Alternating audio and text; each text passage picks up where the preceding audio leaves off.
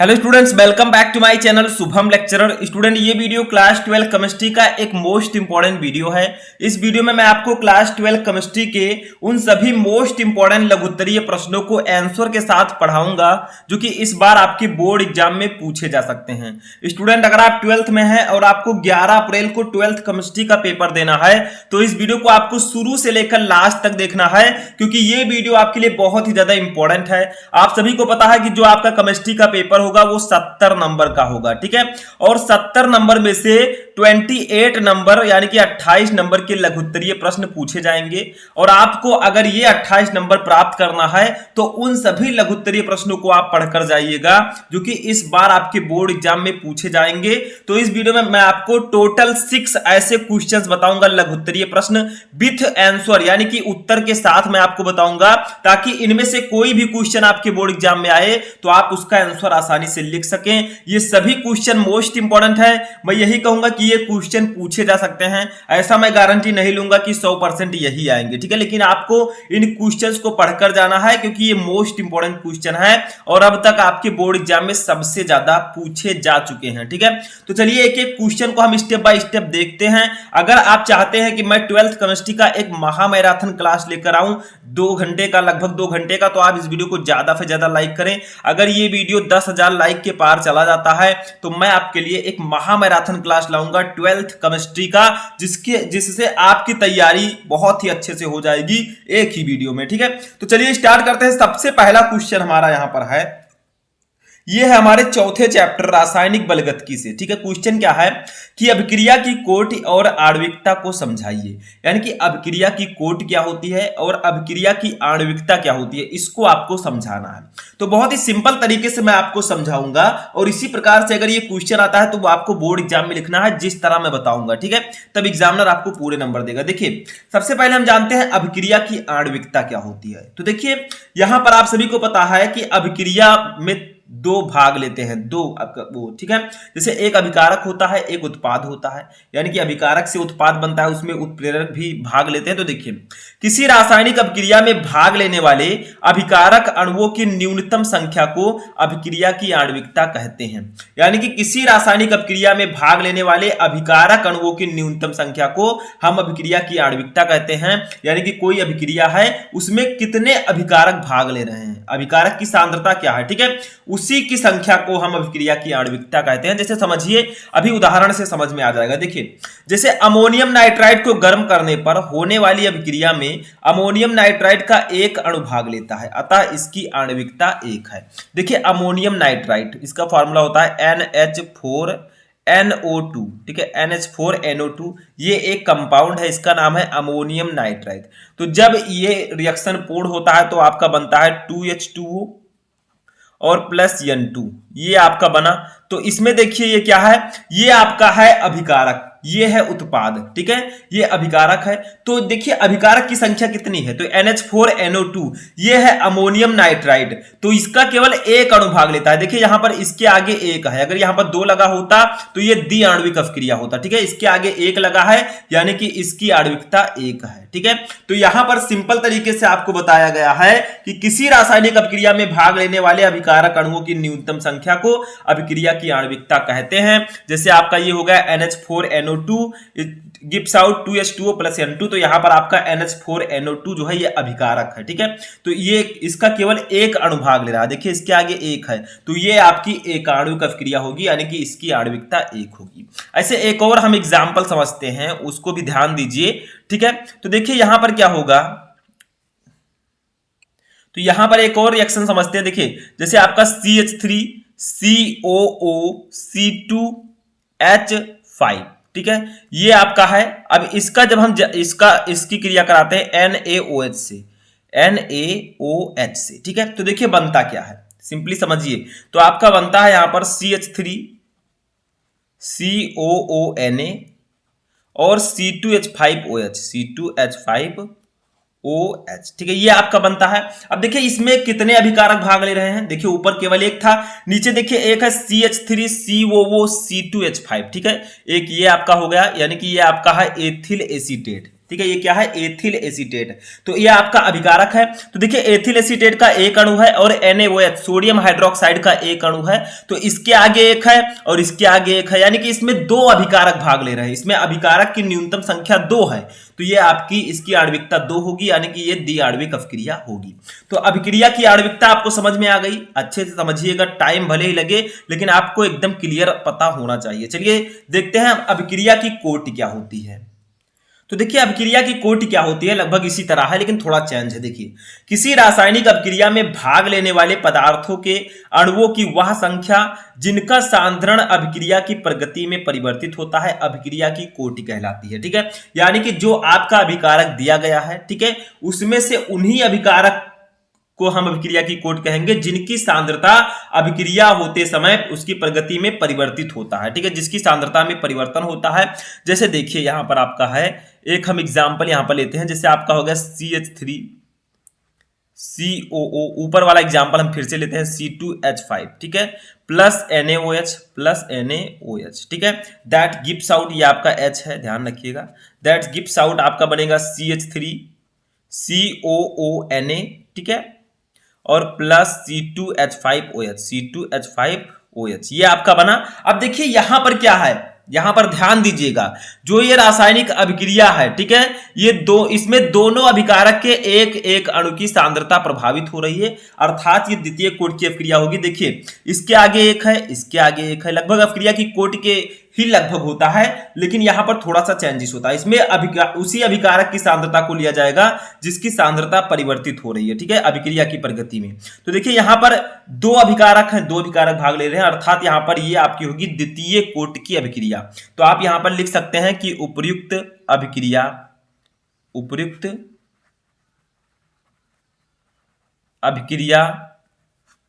में दोनों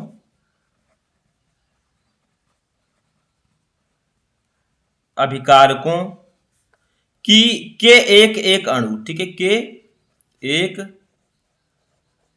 एक अणु की एक एक अणु की सांद्रता प्रवाहित हो रही है, की सांद्रता प्रभावित हो रही है, ठीक है, प्रभावित हो रही है, अतः यह द्वितीय कोटि की अभिक्रिया है, अतः यह द्वितीय कोटि की अभिक्रिया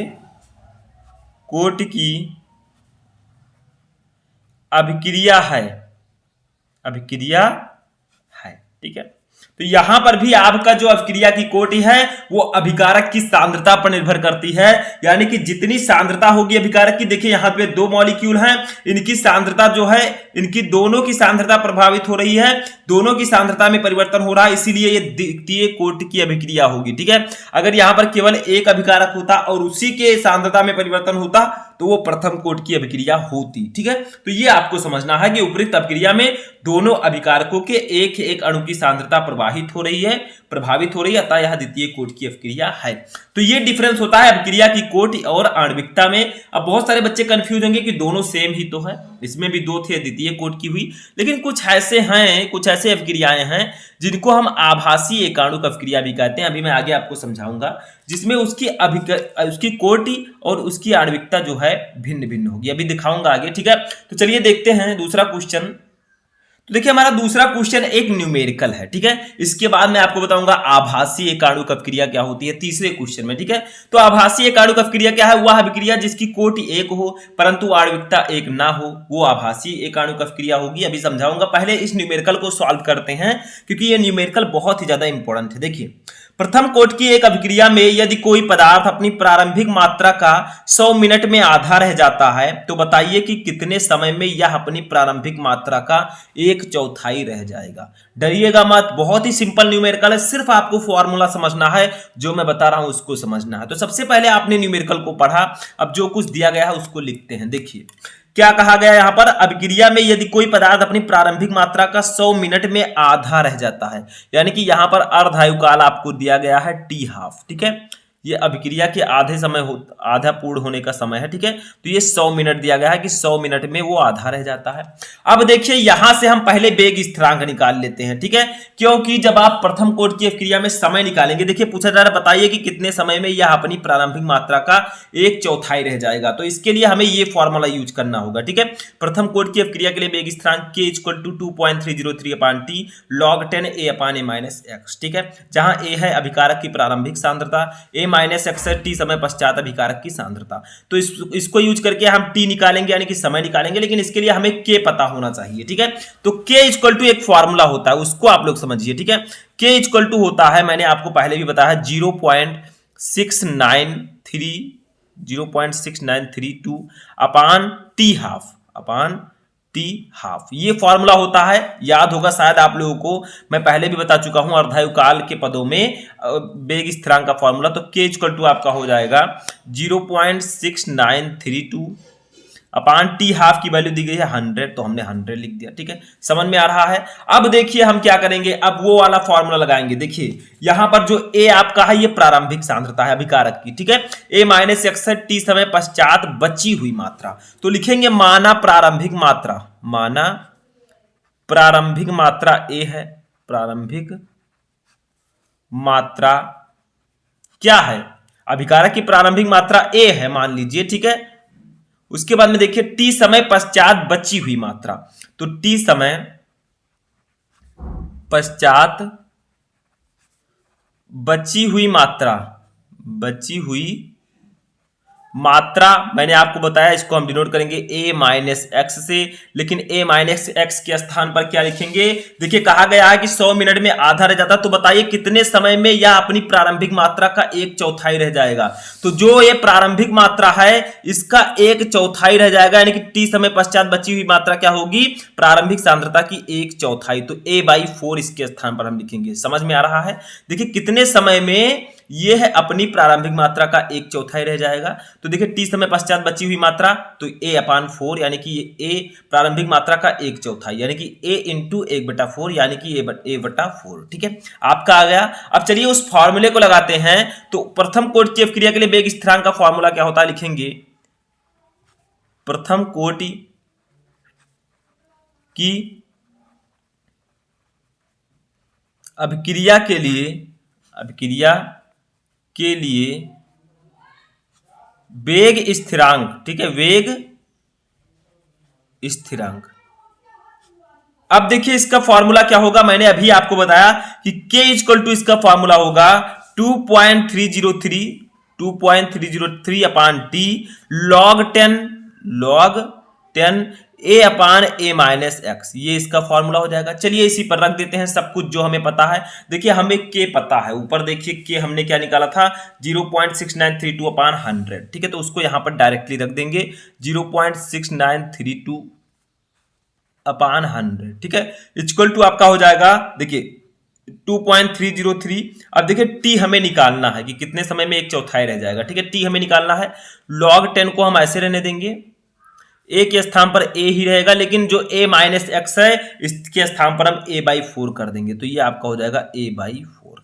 इतना तो समझ में आ रहा है, कोई दिक्कत नहीं होना चाहिए, ठीक है। अब देखिए यहां पर हम इसको सॉल्व करते हुए चलते हैं, 0.6932 upon 100 equal to 2.303 upon t log 10 a upon. अब देखिए यहां पर क्या होगा, यहां पर आपको थोड़ा सा ध्यान देना है, ठीक है। देखिए a है, नीचे 4 है, तो a का 4 से गुणा होगा, सबसे ऊपर का सबसे नीचे से, क्योंकि a के नीचे a का है, तो सबसे ऊपर का सबसे नीचे से गुणा होगा, तो ये 4a हो जाएगा अपान ये क्या हो जाएगा, नीचे a बचेगा, तो a से a कैंसिल कर देंगे, हमारा क्या आ जाएगा, समझिए धीरे धीरे समझिए सब कुछ। अब यहां पर थोड़ा काम हम और करते हैं, देखिए इनको हम इधर ले आते हैं, इस t को इधर ले जाते हैं, क्योंकि हमें t निकालना है, ठीक है। तो ये t इधर भाग में इधर जाएगा तो गुणे में हो जाएगा, देखिए इधर भाग में इधर गया तो गुणे में। अब देखिए 2.303 इंटू आपका ये 100 ऊपर हो जाएगा, गुणा हो जाएगा 100 का, ठीक है, क्योंकि नीचे बटे में है। अब ये वाला जो गुणे में है ऊपर, ये नीचे चला जाएगा 0.6932, ठीक है, इंटू log 10 इंटू 4, ये आपका आ गया। समझ में आ रहा है, कोई दिक्कत नहीं है, बहुत ही सिंपल है, ठीक है। चलिए आगे लगाते हैं। तो देखिए अब इसको हम आइडिया से थोड़ा सा लगाएंगे। अगर आप नहीं देखेंगे, आपको नहीं पता होगा तो आप नहीं लगा पाएंगे, ठीक है। तो देखिए यहां पर हम क्या करेंगे, इसका गुणा कर देंगे 2.303 इंटू 100 का, तो ये आपका दशमलव जो यहां है ये आ जाएगा 3 जीरो के बाद, ठीक है। ठीक है, तो ये आपका हो जाएगा 230.3। समझ में आ रहा है, कोई दिक्कत तो नहीं है। देखिए ये दशमलव जब आप 2.303 को 100 से गुणा करेंगे तो आपका 230.3 आ जाएगा, ठीक है। अपान ये 0.6932 है इंटू log 10 को हम लिख सकते हैं 2 log 10 को हम क्या लिख सकते हैं बताइए, इसको हम लिख सकते हैं 2 इंटू लॉग 2 इंटू लॉग 2, इसको हम ऐसे लिख सकते हैं 2 इंटू लॉग 2, इस प्रकार से भी हम इसको लिख सकते हैं। अब एक चीज आपको याद होगा, शायद आपने पहले भी पढ़ा हो, बहुत ही सिंपली आपको पता होगा, चलिए देखते हैं। तो देखिए यहां पर यह हो जाएगा आपका 230.3 अपान 0.6932 इंटू 2 इंटू लॉग 2 की वैल्यू होती है, याद रखिएगा 0.3010, ठीक है। ये आपका लॉग 2 की वैल्यू होती है, नोट कर लीजिए, लॉग 2 की वैल्यू होती है 0.3010, ठीक है। समझ में आ रहा है। अब इसको चलिए हम लगा लेते हैं, t इक्वल टू ये आपका हो जाएगा 230.3 अपान 0.6932 इंटू ये 2 का 0.30 से गुणा होगा तो ये आपका कितना आएगा बताइए, 0.6020, ठीक है। इतना आ गया, समझ। देखिए ऐसे कर लीजिए, 2 0 0 2 कम 2 2 2 0 0 2 3 6, बस सिंपल है, ठीक है। अब इसी को सॉल्व कर लेंगे, t इक्वल टू ये ऊपर जब आप गुणा करेंगे इन दोनों का 230.3 का 0.6020 से, तो आपका आ जाएगा 138.641, ठीक है। इतना आ गया अपान ये नीचे आपका रहेगा 0.6932। देखिए थोड़ा सा कैलकुलेशन है, आपको कैलकुलेशन आना चाहिए तभी आप न्यूमेरिकल लगा पाएंगे केमिकल काइनेटिक्स का। इसको जब हम कट करेंगे तो हमारा सीधा सीधा आएगा 200, ठीक है। 200.000 कुछ आएगा, यानी कि अप्रॉक्स आप 200 मान सकते हैं। तो ये t इक्वल टू हमारा आ जाएगा 200 मिनट, और यही हमारा हो जाएगा आंसर, यही सिंपली हमारा आंसर हो जाएगा। तो अब आप कह सकते हैं, ऊपर आइए थोड़ा सा, आप कह सकते हैं कि प्रथम कोट की एक अवक्रिया में यदि कोई पदार्थ अपनी प्रारंभिक मात्रा का 100 मिनट में आधा रह जाता है तो 200 मिनट में यह अपनी प्रारंभिक मात्रा का 1/4 रह जाएगा। बस आपका न्यूमेरिकल लग गया। तो आपको फॉर्मूलाज याद होने चाहिए, न्यूमेरिकल आप आसानी से लगा लेंगे, कैलकुलेशन आपकी अच्छी होनी चाहिए, ठीक है। चलिए अब तीसरा क्वेश्चन देखते हैं। तो देखिए तीसरा क्वेश्चन भी हमारा इसी चैप्टर से है, ध्यान दीजिए। आभासी एकाणुक अपक्रिया को उदाहरण द्वारा समझाइए। यानी कि आभासी एकाणुक अपक्रिया क्या होती है। तो देखिए आभासी एकाणुक अपक्रिया क्या है, वह अपक्रिया जिसकी कोटि एक हो परंतु आणविकता एक ना हो, आभासी एकाणुक अपक्रिया कहलाती है। यानी कि ऐसी अभिक्रिया जिसकी कोटि एक हो लेकिन आणविकता एक ना हो, वो आभासी एकाणुक अपक्रिया कहलाती है। जैसे आपका एक एग्जाम्पल मैं लेता हूं, उदाहरण यहां पर ले लेता हूं, ठीक है। उदाहरण एक छोटा सा हेडिंग डालेंगे और लिखेंगे, क्या लिखेंगे, एक आपका है चीनी C12H22O11, ये आपका शुगर का फॉर्मूला है, प्लस H2O, इसका हमने जल अपघटन कराया H प्लस आयन की उपस्थिति में, ठीक है। H प्लस आपका ऊपर हो जाएगा, तो बनेगा क्या, देखिए C6H12O6 प्लस C6H12O6, ठीक है। ये आपका ग्लूकोज और फ्रक्टोज में कन्वर्ट हो गया। तो जब आप शर्करा का जल अपघटन कराएंगे तो ग्लूकोज और फ्रक्टोज में वो अपघटित हो जाएगा। लेकिन यहां पर एक बात ध्यान देनी है, अगर इसकी आणविकता देखा जाए, ठीक है, इसकी इन दोनों अभिक्रियाओं की कोटि, यानी कि इसकी कोटि एक है। क्यों एक है, क्योंकि इस अभिक्रिया में केवल चीनी के सांद्रता में परिवर्तन होता है, ना कि जल के, ठीक है। तो मैंने आपको बताया था कि अभिक्रिया की कोटि क्या है, मैं आपको सिंपली अभी मैंने बताया था, ठीक है। तो उसी के अनुसार आपको करना है। मैंने बताया था कि किसी रासायनिक अभिक्रिया में भाग लेने वाले पदार्थों के अणुओं की वह संख्या जिनका सांद्रण अभिक्रिया की प्रगति में परिवर्तित होता है, तो वो अभिक्रिया की कोटि कहलाएगी। लेकिन यहां पर चीनी की सांद्रता तो परिवर्तित होती है लेकिन जल की नहीं, यानी कि ये प्रथम कोटि की अभिक्रिया होगी। इसमें अभिक्रिया की कोटि जल की सांद्रता पर निर्भर नहीं करेगी, इसीलिए सिर्फ चीनी को अभिकारक यहां पर माना जाएगा, इसी की सांद्रता में परिवर्तन हो रहा है। तो इसकी कोटि एक होगी लेकिन आणविकता तो 2 होगी। क्यों, क्योंकि इसमें 2 अणु भाग ले रहे हैं। इसमें कोई कंडीशन नहीं है कि जिसकी सांद्रता में परिवर्तन होगा वही आणविकता होगी, इसमें आपको दोनों की आणविकता लेनी है। तो ये प्रथम कोटि की अभिक्रिया है और इसकी आणविकता 2 है। तो हम लिखेंगे कि उपयुक्त अभिक्रिया लिखेंगे। एक और एग्जाम्पल चाहे तो आप लिख सकते हैं, ठीक है। वो एग्जाम्पल क्या है देखिए, वो भी इसी तरह CH3 COO CH3, ठीक है। इसका जल अपघटन कराएंगे H2O, सेम यही कंडीशन है, ठीक है। तो ये आपका हो जाएगा, ऊपर हो जाएगा H+ बनेगा क्या देखिए, ये बनेगा CH3COOH acetic acid plus CH3OH methyl alcohol बन गया। अब इसमें भी जो जल है इसकी सांद्रता में परिवर्तन नहीं हो रहा है, यानी कि इसकी सांद्रता पर अभिक्रिया की कोण निर्भर नहीं करेगी। तो आप लिख सकते हैं कि इन दोनों अभिक्रियाओं,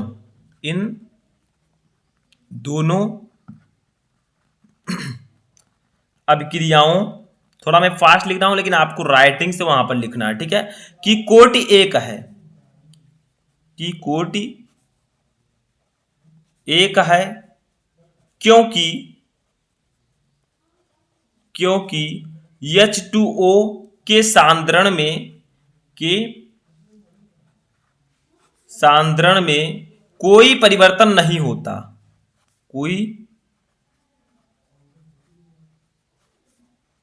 परिवर्तन नहीं होता, जबकि इनकी आणविकता 2 है, इनकी आणविकता 2 है, ठीक है। अतः ये आभासी एकाणुक अभिक्रियाएं हैं, आप लिख सकते हैं नीचे, अतः ये आभासी एकाणुक अभिक्रियाएं हैं। तो बहुत ही सिंपली था, आई होप कि आपको समझ में आ चुका होगा कि वह अभिक्रिया जिसकी कोटि एक हो परंतु आणविकता एक ना हो, आभासी एकाणुक अभिक्रिया कहलाती है। चलिए फोर्थ क्वेश्चन देखते हैं। तो देखिए हमारा चौथा क्वेश्चन है जो कि हमारे नेक्स्ट चैप्टर से, जो हमारा 5वां चैप्टर है पृष्ठ रसायन, ठीक है। क्वेश्चन क्या है कि द्रव स्नेही और द्रव विरोधी कोलाइड किसे कहते हैं। बहुत ही इंपॉर्टेंट क्वेश्चन है, प्रत्येक को एक एक उदाहरण सहित समझाइए, यानी कि द्रव स्नेही और द्रव विरोधी कोलाइड क्या होते हैं आपको एक एक उदाहरण से समझाना है। देखिए सबसे पहले हम देखते हैं द्रव स्नेही कोलाइड। द्रव स्नेही का मतलब जो द्रव से स्नेह करता हो, प्रेम करता हो, नाम से ही स्पष्ट है। तो क्या लिखेंगे इसका डेफिनेशन, वे कोलाइडी पदार्थ जो विलायक के संपर्क में आकर तुरंत कोलाइडी कणों में विभाजित होकर कोलाइडी विलयन बनाते हैं, द्रव स्नेही कोलाइड कहलाते हैं। यानी कि इनको द्रव से इतना स्नेह होता है कि जैसे ही ये विलायक के संपर्क में आते हैं तुरंत कोलाइडी कणों में विभाजित होकर कोलाइडी विलयन बना देते हैं। ये आपके द्रव स्नेही कोलाइड कहलाते हैं। ये एक ट्रिक है, ठीक है, द्रव से स्नेह। देखिए वे कोलाइड पदार्थ जो विलायक के संपर्क में आकर तुरंत कोलाइडी कणों में विभाजित होकर कोलाइडी विलयन बनाते हैं, द्रव स्नेही कोलाइड कहलाते हैं, ठीक है। अब देखिए इनको अवक्षेपित करने के बाद फिर से द्रव के संपर्क में लाकर सुगमता से कोलाइडी विलयन बनाया जा सकता है। यानी कि जब इनको हम अवक्षेपित कर दें तो दोबारा फिर से हम द्रव के संपर्क में लाकर इनको सुगमता पूर्वक कोलाइडी विलयन बना सकते हैं। इस विशेष गुण के आधार पर इन्हें उत्क्रमणीय कोलाइड भी कहते हैं, इन्हें रिवर्सिबल कोलाइड्स भी कहते हैं। इसका एग्जांपल देखिए, जैसे आपका हो गया जिलेटिन हो गया, स्टार्च हो गया, ठीक है, गोंद हो गया, प्रोटीन हो गया। तो ये सब आपके द्रव स्नेही कोलाइड होंगे, गोंद, प्रोटीन आदि, ठीक है। तो इतना तो समझ में आ गया द्रव स्नेही। अब द्रव विरोधी में देखिए क्या है, ये भी उसी तरह थोड़ा सा चेंज है। देखिए द्रव से विरोध करने वाला, तो देखिए वे कोलाइडी पदार्थ जो विलायक के संपर्क में आने पर सरलता से कोलाइडी विलयन नहीं बनाते, वो द्रव विरोधी कोलाइड कहलाते हैं। डेफिनेशन बहुत ही सिंपल है, ठीक है, दोनों का। इसमें क्या होता है, वे कोलाइडी पदार्थ जो विलायक के संपर्क में आने पर सरलता से कोलाइडी विलयन नहीं बनाते हैं, द्रव विरोधी कोलाइड कहलाते हैं। और इन्हें अवक्षेपित करने के बाद फिर से कोलाइडी विलयन में परिवर्तित करना प्रायः कठिन है, अतः ये अनुत्क्रमणीय कोलाइड कहलाते हैं, ठीक है। ये रिवर्सिबल कोलाइड नहीं है। तो उदाहरण इसका भी है, जैसे आपका हो गया धात्विक या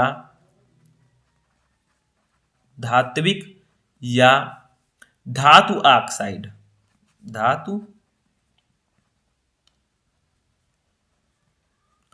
धात्विक या धातु ऑक्साइड, ये आपका उदाहरण हो गया। उसके बाद में देखिए धात्विक हाइड्रोक्साइड,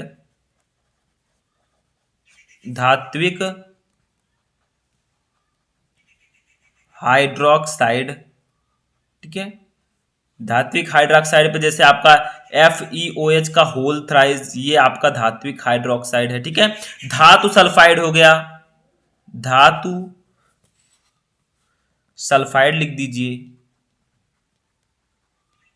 सल्फाइड जैसे आपका होगा AS2S3, तो ये सब आपका हो गया, ठीक है, आदि।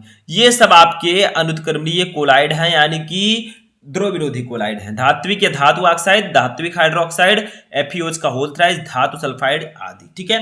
तो ये सब आपके ध्रुव विरोधी कोलाइड होंगे। तो आई होप कि आपको समझ में आ चुका होगा कि ध्रुव स्नेही कोलाइड और ध्रुव विरोधी कोलाइड्स क्या होते हैं, ठीक है। चलिए अपना 5वां क्वेश्चन देखते हैं। तो देखिए हमारा नेक्स्ट क्वेश्चन है इसी चैप्टर से, भौतिक अधिशोषण एवं रासायनिक अधिशोषण में क्या अंतर है, ठीक है। यानी कि भौतिक अधिशोषण और रासायनिक अधिशोषण में क्या डिफरेंस होता है।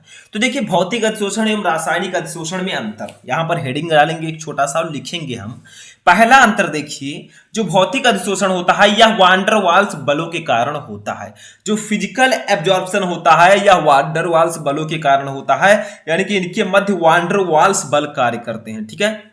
अब रासायनिक अधिशोषण में क्या होता है, इसको हम रसोवशोषण भी कहते हैं, यानी कि रासायनिक अधिशोषण को हम रसोवशोषण के नाम से भी जानते हैं। देखिए यह रासायनिक बंध बनने के कारण होता है। तो ये डिफरेंस है, पहला डिफरेंस कि जो भौतिक अधिशोषण है ये वान डर वाल्स बलों के कारण होता है, रासायनिक अधिशोषण जो है यह रासायनिक बंध बनने के कारण होता है। दूसरा देखिए, यह प्रकृति में विशिष्ट नहीं है, यानी कि जो भौतिक अधिशोषण है ये प्रकृति में विशिष्ट नहीं है। रासायनिक अधिशोषण में क्या है, ये प्रकृति में अति विशिष्ट है, यानी कि बहुत ही ज्यादा विशिष्ट होता है, ठीक है। तीसरा देखिए, यह गैसों की प्रकृति पर निर्भर करता है, अधिक सरलता से द्रवणीय गैसें सहजता से अधिशोषण होती हैं, ठीक है। लेकिन यह जो है गैसों की प्रकृति पर यह भी निर्भर करता है, वे गैसें जो अधिशोषक से क्रिया करती हैं रसोवशोषण दर्शाती हैं, ठीक है। जो अधिशोषक से क्रिया करेंगी वो रासायनिक अधिशोषण दर्शाएंगी। नेक्स्ट देखिए चौथा, भौतिक अधिशोषण में की एंथैल्पी कम, यानी कि 20 से 40 किलो जूल मोल इनवर्स होती है, यानी कि भौतिक अधिशोषण की एंथैल्पी कम होती है, यानी कि लगभग 20 से 40 किलो जूल मोल इनवर्स, जबकि रासायनिक अधिशोषण की एंथैल्पी उच्च होती है, लगभग 30 से 240 किलो जूल मोल इनवर्स, ठीक है। समझ में आया। पांचवा देखिए, अधिशोषण के लिए निम्न ताप सहायक होता है, यह ताप बढ़ने पर घटता है, यानी कि जो भौतिक अधिशोषण है इसके लिए निम्न ताप सहायक होता है, यह ताप बढ़ने पर घटता है। अगर आप टेम्परेचर बढ़ाएंगे तो ये घटेगा, ठीक है, बढ़ाएंगे तो घटेगा, ठीक है, और घटाएंगे तो बढ़ेगा। इसको देखिए, अधिशोषण के लिए उच्च ताप सहायक होता है, यह ताप बढ़ने पर बढ़ता है। तो यही सब डिफरेंस है, 6 डिफरेंस मैं आपको बताऊंगा। छठवां देखिए, भौतिक अधिशोषण पृष्ठीय क्षेत्रफल पर निर्भर करता है, यह पृष्ठीय क्षेत्रफल के बढ़ने पर बढ़ता है, और रासायनिक अधिशोषण भी पृष्ठीय क्षेत्रफल पर निर्भर करता है, यह भी पृष्ठीय क्षेत्रफल बढ़ने पर बढ़ता है, ठीक है। तो ये सब डिफरेंस है physical absorption and chemical absorption में। आई होप कि आपको समझ में आ चुका होगा what is the difference between भौतिक अधिशोषण एवं रासायनिक अधिशोषण, ठीक है, समझ में आ गया। तो चलिए अपना 6 और लास्ट नंबर क्वेश्चन देखते हैं। तो देखिए हमारा छठवां क्वेश्चन लास्ट क्वेश्चन है हमारे नेक्स्ट चैप्टर से, जिसका नाम है पी ब्लॉक के तत्व, जो चैप्टर बहुत ही इंपॉर्टेंट है। देखिए, सल्फर डाइऑक्साइड के निर्माण की प्रयोगशाला विधि का वर्णन कीजिए, इसके आक्सीकारक और अपचायक गुण देते हुए इसके उपयोग भी दीजिए। देखिए, जो सल्फर डाइऑक्साइड आपका है SO2, नाम तो सुना ही होगा, फॉर्मूला भी सुना होगा। इसके निर्माण की प्रयोगशाला विधि आपको बतानी है, वो मैं बताऊंगा, और इसके आक्सीकारक और अपचायक गुण भी मैं आपको बताऊंगा, और इसके उपयोग भी बताऊंगा। ये विस्तृत उत्तरीय प्रश्नों में भी पूछे जा सकते हैं और आपके लघु उत्तरीय प्रश्नों में भी। देखिए, सबसे पहले हम सल्फर डाइऑक्साइड बनाने की प्रयोगशाला विधि समझते हैं। देखिए, हेडिंग डालिए प्रयोगशाला विधि। तो देखिए, प्रयोगशाला में सल्फर डाइऑक्साइड गैस कॉपर धातु की छीलन को सांद्र सल्फ्यूरिक अम्ल के साथ गर्म करके बनाई जाती है, यानी कि जो कॉपर धातु की छीलन है Cu, ठीक है, इसके साथ क्या होता है, सल्फ्यूरिक अम्ल के साथ क्रिया कराते हैं H2SO4। सल्फ्यूरिक अम्ल का फॉर्मूला तो आपको पता होगा H2SO4, ठीक है। तो इसके साथ क्रिया करके हम बनाते हैं, ठीक है। देखिए क्या कहा गया, प्रयोगशाला में सल्फर डाइऑक्साइड गैस कॉपर धातु की छीलन, देखिए Cu को सांद्र सल्फ्यूरिक अम्ल के साथ, देखिए H2SO4, इसके 2 मॉलिक्यूल लेंगे, इसकी अभिक्रिया करके बनाएंगे तो आपका बनेगा क्या, देखिए CuSO4 बनेगा सबसे पहले, उसके बाद में 2H2O बनेगा और SO2 बनेगा, जो आपका सल्फर डाइऑक्साइड है। तो ये देखिए हमारा मेन प्रोडक्ट बन गया सल्फर डाइऑक्साइड। इसका यहां पर नाम लिख देंगे सल्फर डाइऑक्साइड,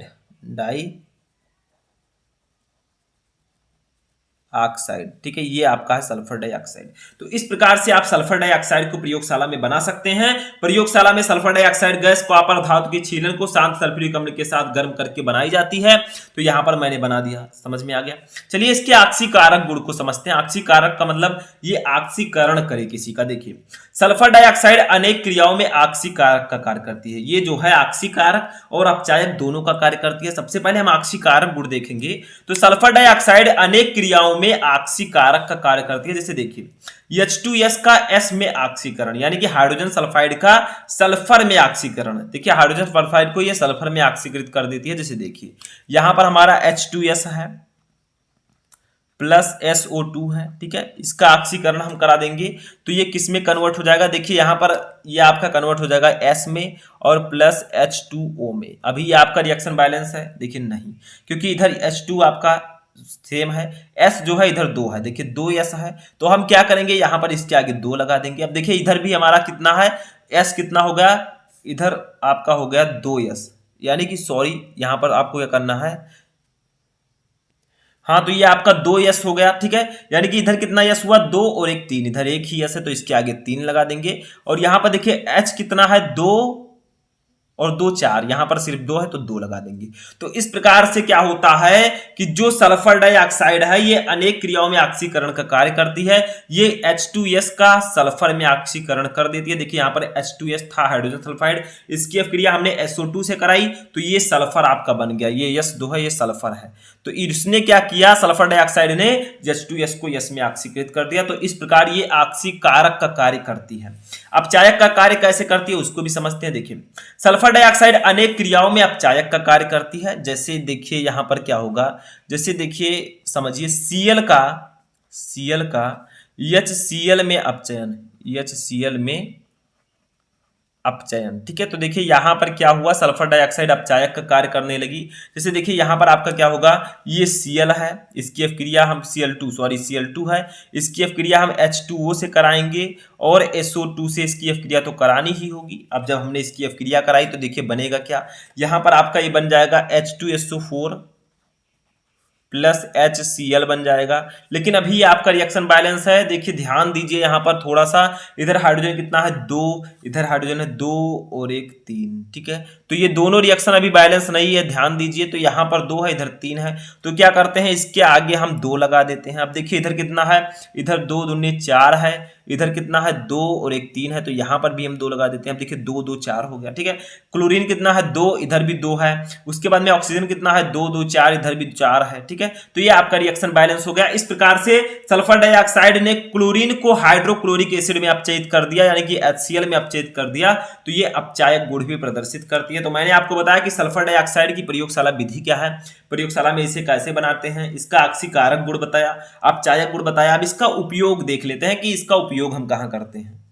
तो देखिए ये है आपका सल्फर डाइऑक्साइड का उपयोग। देखिए सल्फर डाइऑक्साइड को हम ऑक्सीय कारक के रूप में यूज करते हैं, अभी मैंने आपको बताया, अपचायक के रूप में यूज करते हैं, अभी भी मैंने आपको बताया, ठीक है। दोनों ये तो आप लिख ही सकते हैं। तीसरा देखिए कीटाणु और रोगाणुनाशक के रूप में। चौथा है चीनी उद्योग में। तो इन सब जगह हम सल्फर डाइऑक्साइड का यूज करते हैं। तो यहां पर मैंने आपको 12th केमिस्ट्री के 5-6 मोस्ट इंपोर्टेंट लघुत्तरीय प्रश्नों को आंसर के साथ बताया। आई होप कि आपको ये सभी क्वेश्चन समझ में आ चुके होंगे। आपको इन 6 क्वेश्चन में से कितने क्वेश्चन आपको ऑलरेडी पता थे कमेंट करके बताएं, और किसी भी टॉपिक में क्वेरी है तो कमेंट करके बताएं, मैं उस पर भी वीडियो बनाने का प्रयास करूंगा। तो इस वीडियो में फिलहाल इतना ही, आप लोग अपनी तैयारी करते रहें।